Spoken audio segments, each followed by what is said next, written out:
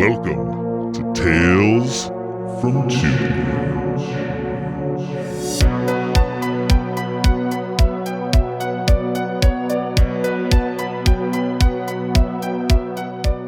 Hey Tubi friends! Welcome to another episode of Tales from Tubi. For those of you who don't know what Tales from Tubi is, this is a series I do over here on the show where I go through the good, the bad, and the ugly out there on Tubi to try to find you those diamonds in the rough. And it's October. This is the third year Tales from Tubi has done a series every week, every Friday. It's not going to change this October. 5 movies, 5 weeks with 5 different guests. Last week you heard the 2 Dustins from the Baron's Hideout, and we talked Asylum from 1972. This week I have another new guest, and we're in the 80s this episode. I am welcomed by Derrick from Bad Movies, Worst People, so we can talk Night Train to Terror from 1985. How you doing today? Good. How's it going? It's going pretty well. I have some thoughts about this movie. Let's just say that. I had not seen this movie prior to this watch. You had seen it before. Yes, I had seen it because I am a fool, and I bought the Blu-ray from Vinegar Syndrome on like a sale. So I want to say it was like $5 or $7 or something. Still might be too much. And now I'm like, it's on Tubi? It is on Tubi. It is the Vinegar Rip that's on Tubi because I just let it play through, and at the end, the Vinegar Syndrome logo comes up. So we watched the same version. You just bought yours. It was one of those, like, you know, Black Friday, whatever sales where they're like, here, somebody buy this. And I was like, all right. That's how, like, all those boutiques they get me too. It's like, oh, it's on sale. It's only this much. Oh, sure. I've never seen it. Let's just buy it. Well, and this one actually got me because there's a reason. It wasn't just like, oh, here's a thing. They did another one called Dr. Terror's House of Horrors. It's Peter Cushing and Christopher Lee from 1965. Same kind of thing. It's people on a train. Peter Cushing is like a traveling magician or something, but he's showing these people stories, and it's an anthology thing on a train. And that movie is awesome. So I saw this one. I was like, oh, it's another anthology on a train. It's probably not as good because it's not Christopher Lee and Peter Cushing, but it's got to be fine. So I was fooled. You were fooled. Well, it's funny you mentioned the other film, Asylum, that I talked about last week with the Baron's Hideout. The production company that did that one, they did, I think it was 5 or 6 anthology films, and the one you just mentioned was part of that. Like, I made this list. Okay. I need to watch all of these because Asylum, if you haven't seen Asylum, it's pretty good. No, I haven't. And definitely check out Dr. Terror's House of Horrors. It's way better than this. But this one has an interesting history, which I'm sure we'll talk about. So. It does. It does have a very interesting history. All right, you ready to dive into Night Train to Terror? Come up, Mr. Pepini. What is your name? In the eyes of God, I command you to tell me your name. I am Ishtar.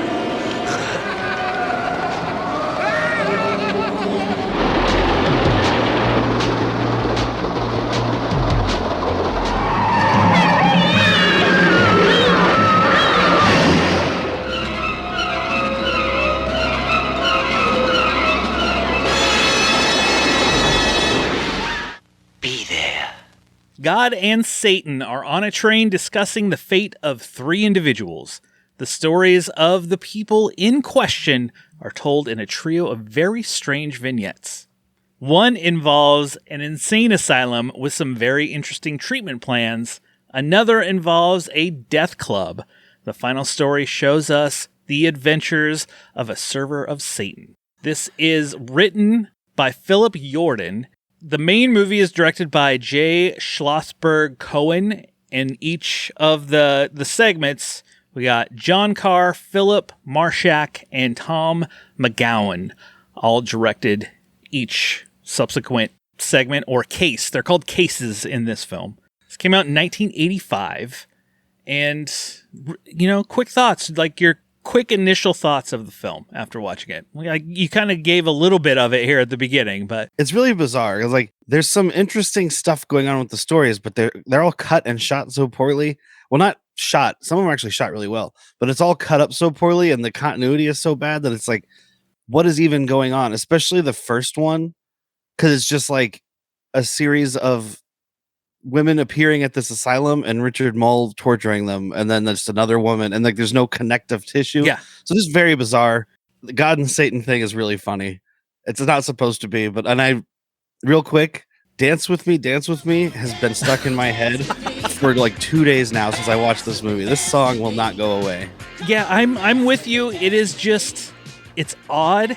And as I'm watching it, I'm like, the editing on this is very off. It almost, it feels like trailers, but funny enough is they kind of are, really. All three of these stories are kind of trailers for bigger films.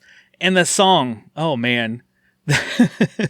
I feel like in that case, it was like this guy, the Schlossberg, whatever his name was, guy, I'll never remember.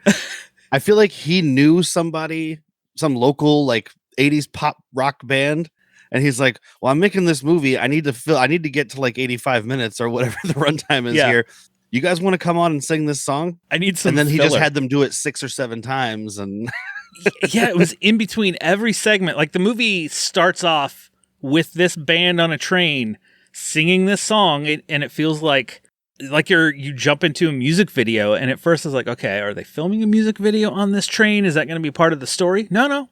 They're just hanging out, singing this song in between each one as conductor kind of walks through to say various things. If you know anybody in a band, you know that all they do in their downtime is just play their songs. They don't actually talk or hang out. They just play one song over and over. Absolutely. They just, and the lead singer, he changes clothes in between cuts, so that way it's a little more impactful, I guess.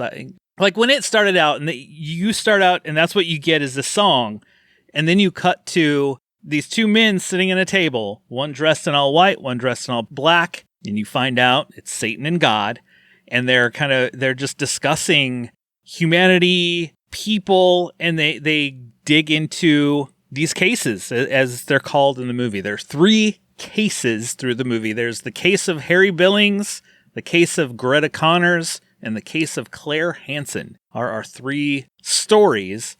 And as we're sitting there, they're sitting at a table and they have like obviously it was some sort of green screen or something like that behind them that they could project.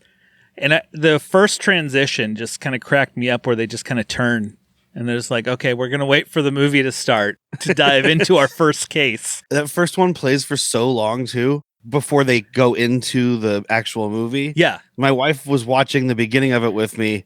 And then she got up and left halfway through. She was like, are they just going to do the whole movie like this?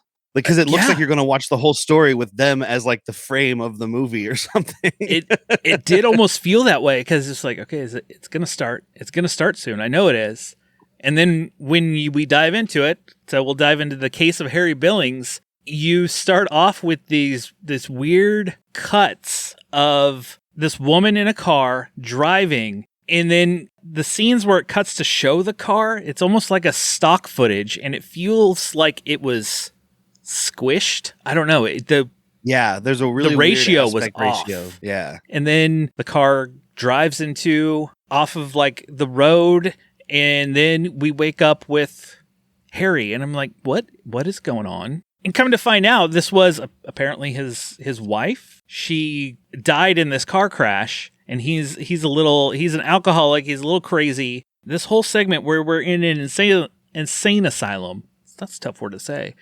Richard Mole shows up. It's more focused on him, and you don't really get Harry that much. And I'm like, I felt like he disappeared for a good portion of this. Yeah, it felt like at the beginning they were implying that like, even though she was driving, right? Like they were implying that like he had something to do with killing her, and now he was in this asylum. Because then the doctor is just like, I'm going to inject you. Now you're hypnotized. When I do this, you're going to go do what I say. And then we cut to him kidnapping people. And then it's just, Richard Mole like stripping women down and abusing them for the next 20 minutes with like no connective tissue.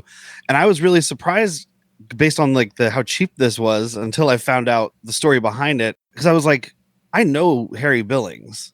Like, he's not been in a lot, but it's an actor named John Philip Law. And I was like, he's Sinbad, at least in one Sinbad movie.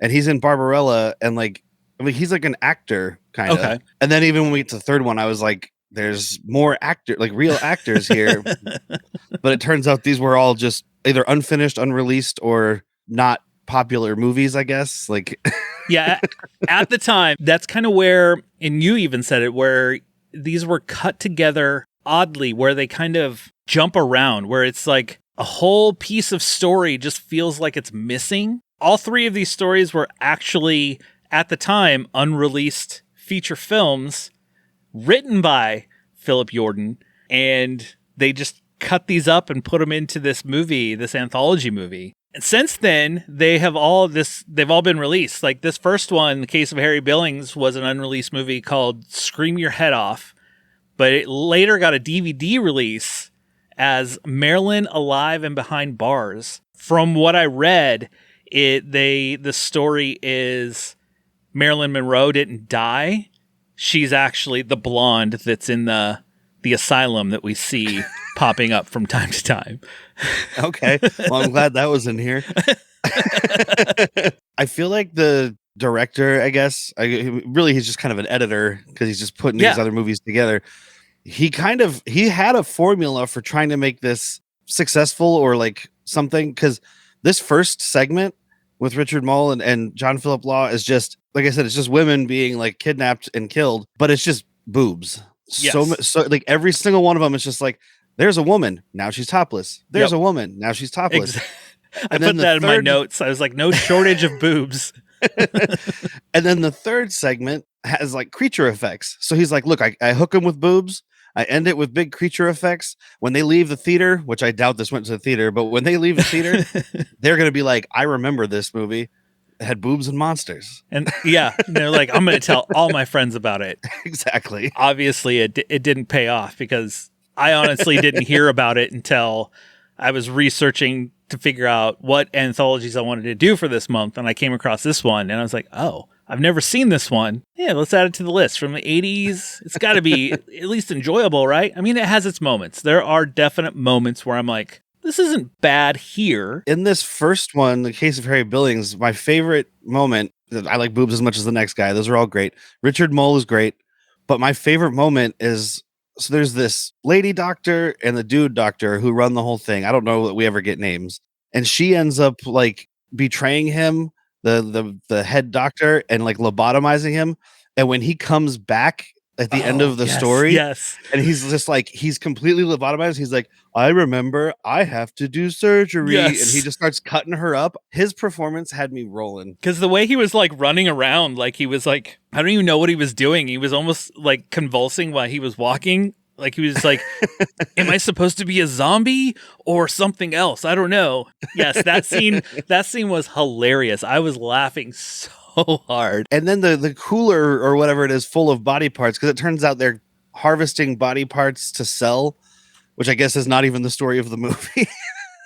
But the cooler full of body parts looks good. A lot of the special effects, it's like he pulls out a saw and then we just show a shadow and we squirt blood on the wall. Yeah. But this is like a cooler full of like severed legs and arms and all that. And I'm like, that looks really good too. I'm trying to give them credit where credit's due.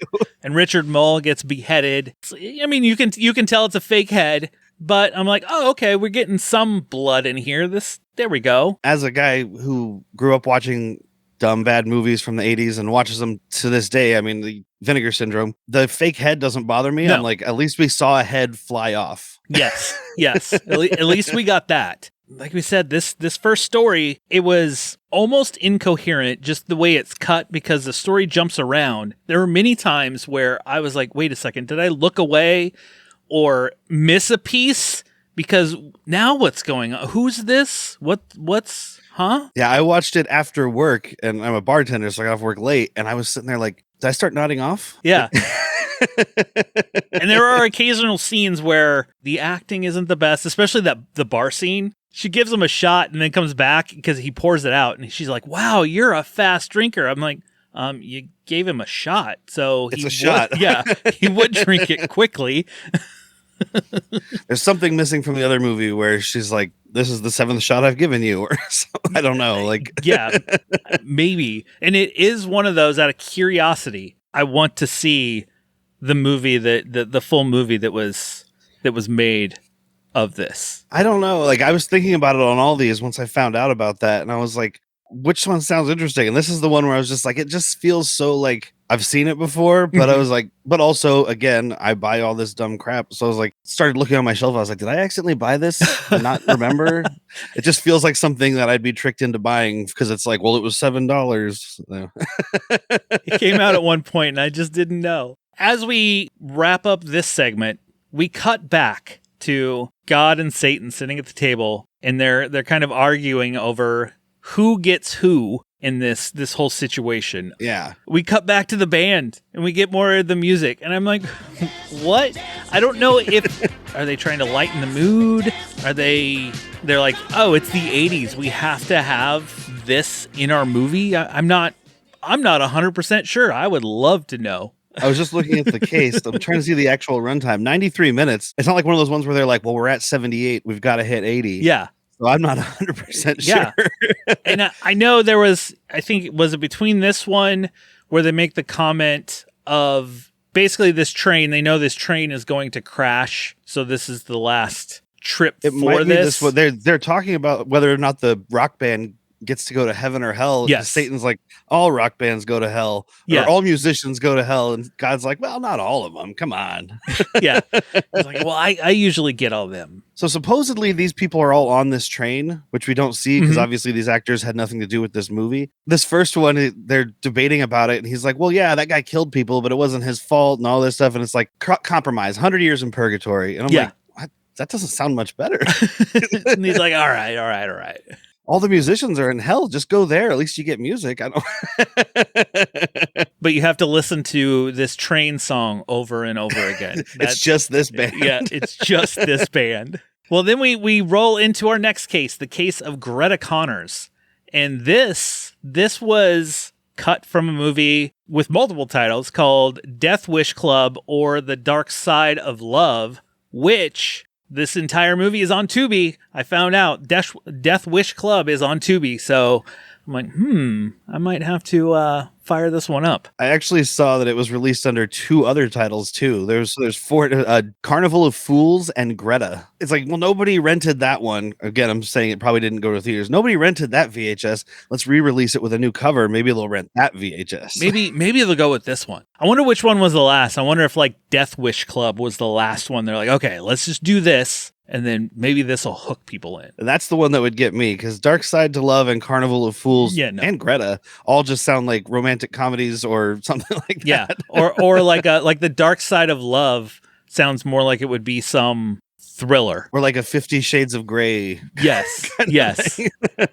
Death Wish Club, at least you would know, because, I mean, this movie deals with that, with a club, an underground club, and that's their whole shtick, is trying to trick death, kind of I Yeah, Russian roulette. It's all just like, let's get a group of people in here. Something's going to happen where one of us is going to die, or none of us. Or none of us. There's always one chance that they won't. And it's like this rush. They start with the most insane one and work their way down. Like, because there's like these different scenarios where, like, just we said someone might die, and they have like a machine that electrocutes you, and they have like a construction ball on a chain, but they start with like a mystical bug. Yes. And I'm like, no, save that for last. This one, just like the one previous, because they're cutting it from a feature-length film, its many pieces just seem unfilled. Just like you kind of jump, especially with this man. He watches, I am assuming it was an adult film, with his frat friends. They just have it loaded up on a reel, and in this voiceover of like, he fell in love the moment he saw her and had to go find her. Okay. Yeah. And then they make him the good guy. And I'm like, that's not a good guy move. I have to find this woman from the Stag film we watched at the party. Yeah. You know, I saw her through a haze of cigarette smoke. I was like, I got to get this lady. I got to find her.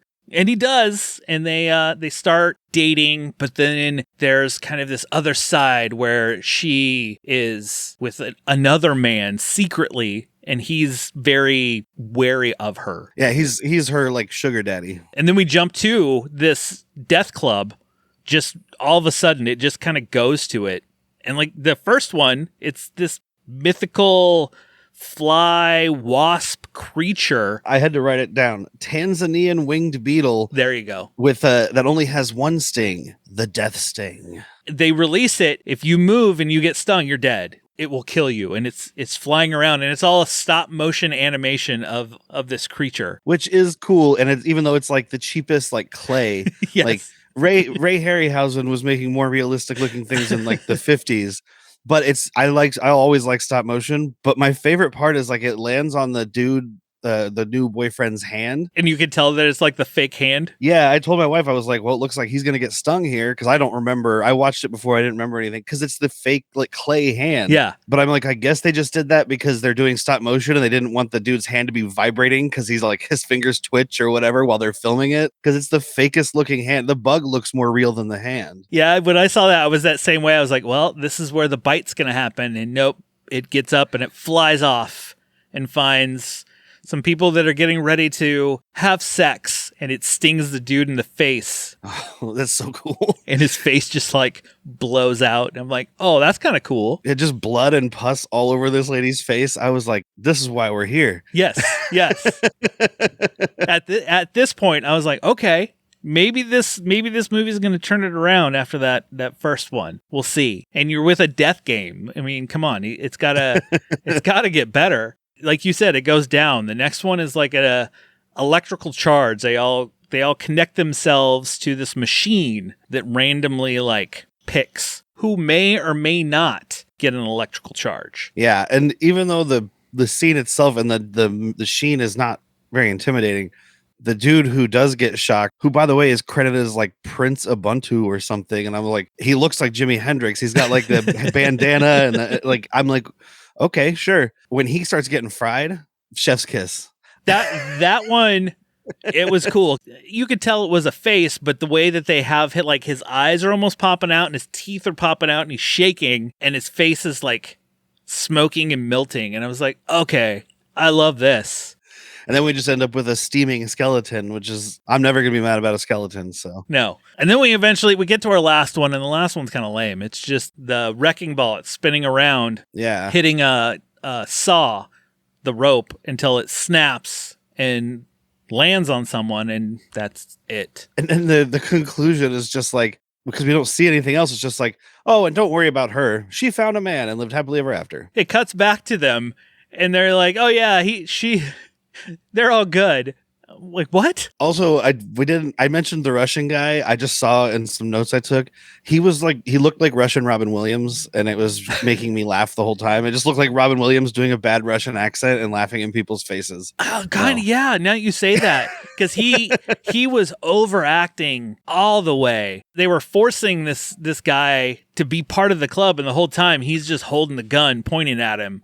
So he can't get away. And I'm like, well, he's kind of strapped in. I don't think that he's going anywhere right now, but okay. Like, my favorite is the last one where they're laying there as this thing's spinning around and he's just holding the gun next to him, pointed at him. He's chained up inside of a sleeping bag. He's not going anywhere. Yeah. You think he's going to like try to like worm away? Like we talked about how the first movie was like the story is totally different from the actual movie or the first segment. This one's got to be different because this voiceover makes no sense. Because like that rich guy gets her and then she starts dating the other dude. And it's like, well, he was jealous of him and he wanted to kill him. So he invited him to the death club. And I'm like, just kill him. Just kill him. You have all these killing implements. Like, yeah, rigged the death club to get him first. Yeah. Like, you have the wasps, you could try to get him to move and attack him, or the second one, make sure that it's his that gets it. It seems easy to me, but after watching this, I was like, I don't know, I kind of want to watch the full movie to see if there are more death traps throughout it and more to it, because the face melting and the head popping, and I was like, okay, I kind of want to see this movie now and see if there's anything else. It looks interesting. It kind of worried me because I'm like, well, is this guy just cutting out the fun parts? You go back and watch it. Now you've got 92 minutes where like the fun stuff was the 7 or probably 15 minutes that you saw here. And you're like, well, I've already seen all the cool stuff. Now it was just boring filler. And of course, we cut back. We get more of the band playing their song. They must have gave them a good amount to play this song over and over again. Oh, and I tried to the Google search or Shazam the song to see if it was real. Google's like, try again. I've never heard of this. So somebody on this film made this song, which is literally just the chorus, which I mentioned earlier, dance with me, dance with me. And then there's a part of the chorus that just made me laugh because he keeps doing it right into the camera too. He's like, everybody's got something to do, everybody but you. And I'm like, fuck you, man. I'm watching your movie. Obviously I don't have anything to do. I'm sitting here watching Night Train to Terror, but you don't have to make fun of me for it. Right to my face. And I like this interlude because this is, like I mentioned, it's like an 80s dance pop rock thing. I don't know exactly how to describe this, but this dude starts breakdancing. There's 3 minutes of him breakdancing, and I was like, what? They were like, oh crap, we didn't fill as much time as we thought. We need a dance.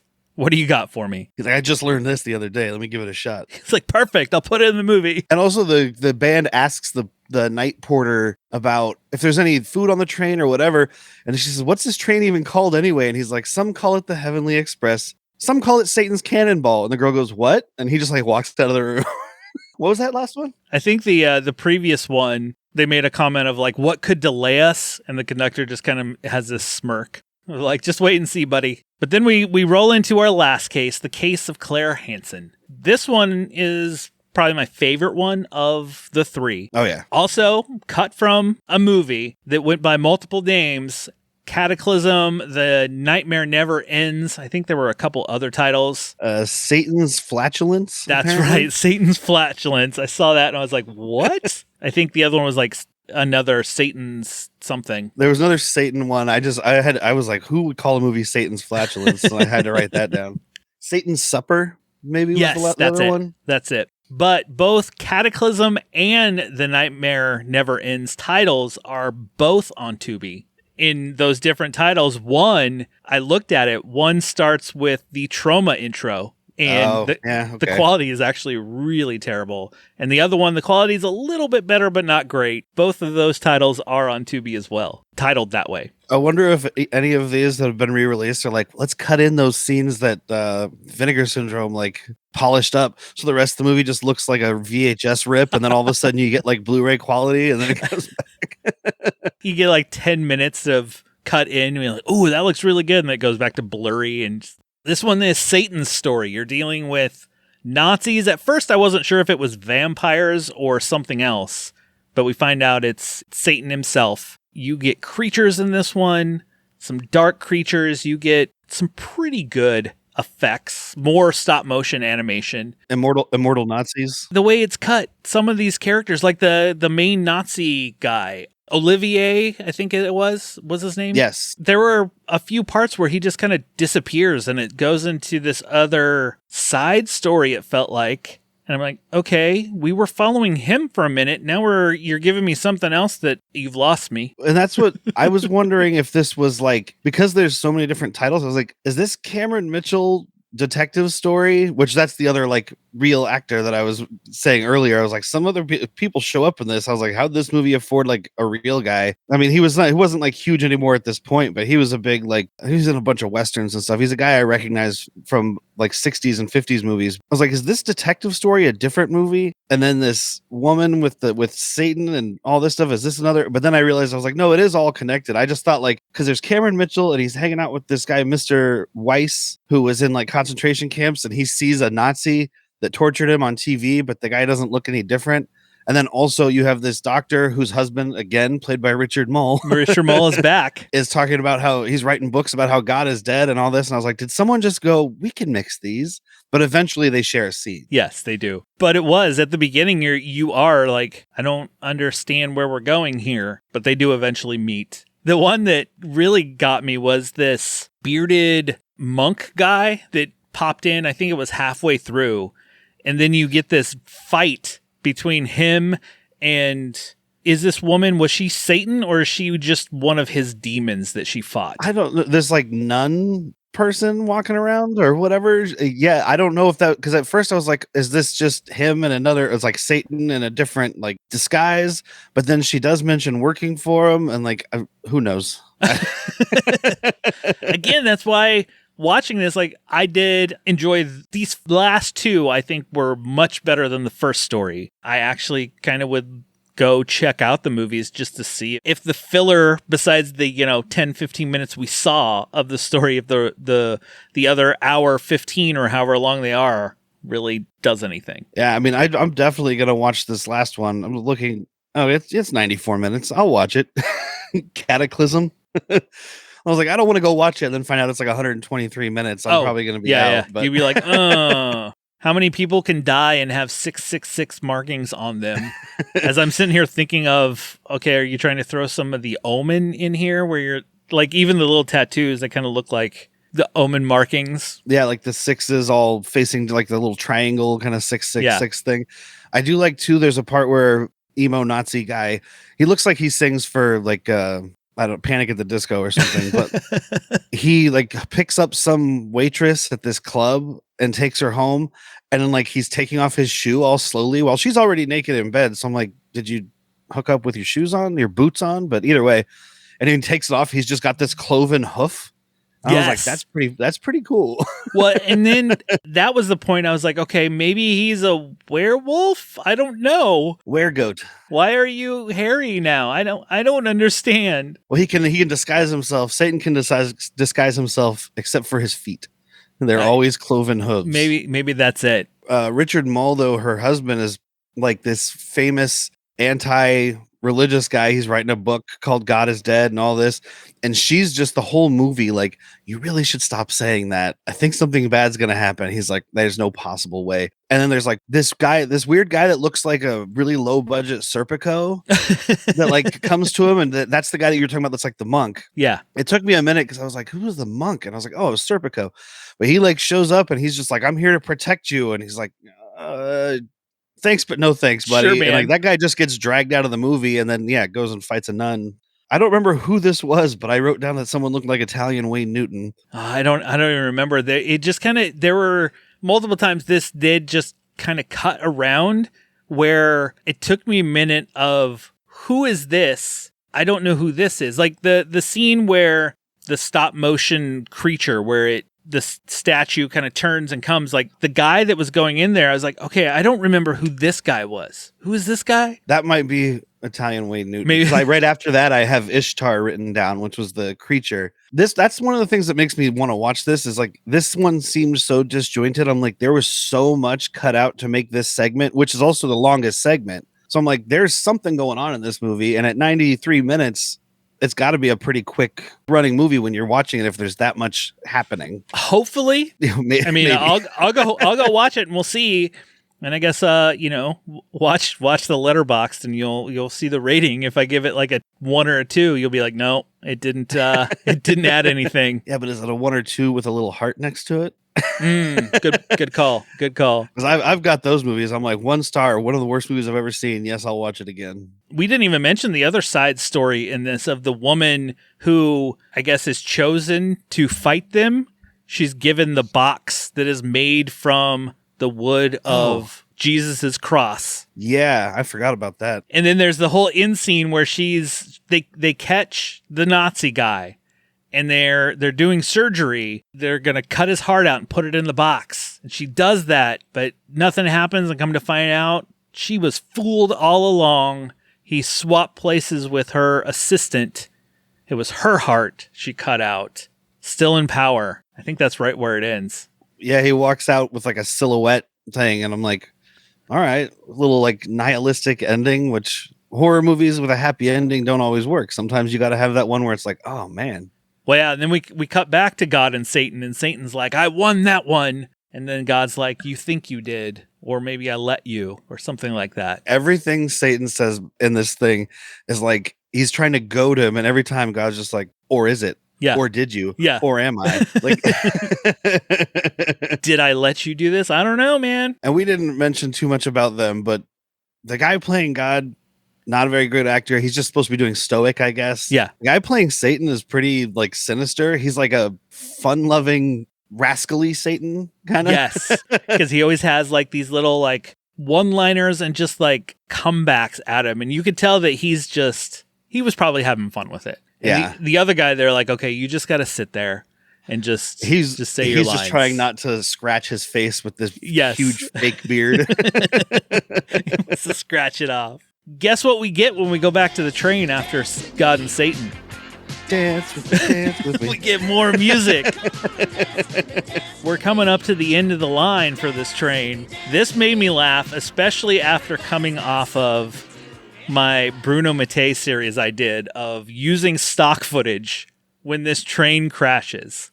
And this Thomas the Tank Engine or whatever it is that they shot. And then they cut to the big explosion, and you just see that it's just some stock footage they found and just cut it in there of it all on fire. And even when it crashes before the explosion, like the band's just like laying around. Oh man, and then there's this big explosion. The singer, all the bodies are strewn about. The singer who was breakdancing is frozen in a breakdancing pose, dead. I didn't notice that. He's doing like the leaning over with the one leg up, like, at the end of the breakdance where the guy like, poses. He's doing that, but he's like got blood on him and stuff. I totally missed that. That is hilarious. But then after that, we see the train up in the sky and it flies off into the universe. And that's it. Presumably going there, the band and all these people get to go to heaven. Richard Mole did get to go to hell. The second Richard Mole, well, actually both of them. Yeah, I think at the end of both his stories, Satan was like, "That's mine," and God's like, "You can have him. You can have him." Well, that was Night Train to Terror. It was a mess. At the end of this, I was like, "What the fuck did I just watch? Okay, I mean, I picked these, so this is what I get." I thought it was a hot mess, and at first watching it, I didn't know these were cut from actual feature films. And it makes sense how incoherent and a hot mess they are trying to cut these stories into these short little vignettes. I think overall, I'm still figuring if I wanted to give it a 2 or 2.5. Like, because the last two I kind of enjoyed, and the second one had a few good kills in it, a few nice little bloody scenes. The last one had some cool effects and stuff, so I might land on a 2.5. It's one of those that I could rewatch it.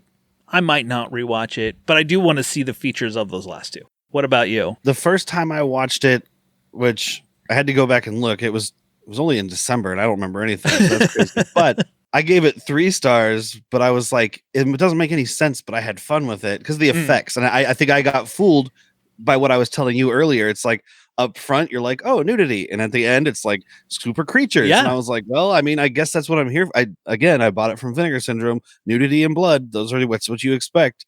This time watching it and then learning about the behind the scenes of it and stuff, I was like, I actually respect this a lot less.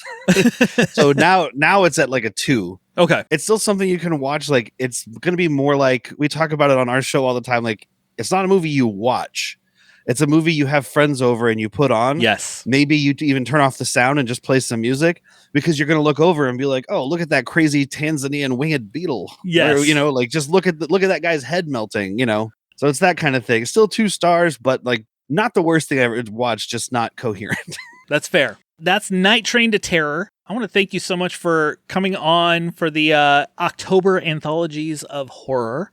Thank you for having me. Week 2. Where can people find bad movies, worse people, and what are you doing over there? It's me, my wife, and our friend Jack. We watch anything that could be considered bad for whatever reason. So if you look at our list and you see a movie you love, don't get mad. Chances are we like it because we end up recommending almost all the stuff we watch. It's just like, low budget or failures or whatever. And we watch it and we talk about it kind of. We go a little, it's a spoiler heavy thing, but mostly it's just us using that as a way to have conversations that tend to get more and more disgusting as they go along because we're just sitting around joking and having some drinks. So you can find bad movies, worse people, anywhere you get podcasts, literally every platform as far as I know. If you look and it's not there, send me an email and tell me. And we release episodes every single Monday. We never take time off. No time off.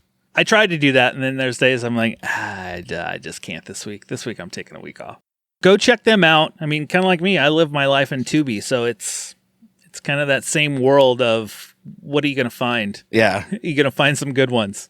That will do it for this Tales from Tubi, the second in my October Anthologies of Horror. Make sure you subscribe to the show and you will never miss any of them. I'll be back next week with Brett from Dissect That Film as we talk Campfire Tales from 1997. And then after that, I'll have The Theater Bazaar from 2011 with Paul from The Countdown and the Slashers podcast.